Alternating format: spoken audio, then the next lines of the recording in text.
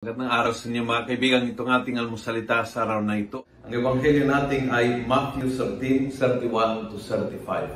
Sabi ni Jesus, "The kingdom of heaven is like a mustard seed that a man took and sowed in his field.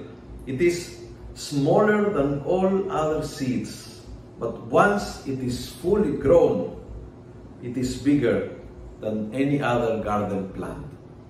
Once it is fully grown. Bigyan mo ng panahon para lumaki at lumago ang presensya ng Diyos sa buhay mo. Bigyan mo ng panahon para ma-develop lahat ng potentials na tinanim at nilagay ng Diyos sa puso mo, sa buhay mo, sa mga talento mo, sa mga tao na makikita at makisalamuhan at makikilala mo.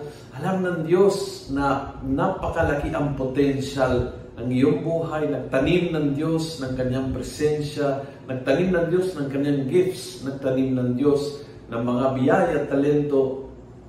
Bigyan mo ng panahon para lumaki at lumago ng gusto.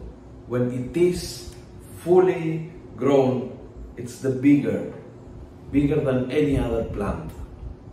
And so, huwag mawala ng pag-asa kapag hindi agad-agad ay naging tulad na inaasahan mo. Hindi agad-agad nangyari ang inaasahan mo. Hindi agad-agad natupad ang mga pinapangarap mo. Because it takes time. It's a process. And it's growing. It's growing. Ang presensya ng Diyos, ang biyaya ng Diyos, ang talento ng Diyos, ang pagkakataon ng Diyos, it is growing. So, huwag kang maubusan ng pag-asa.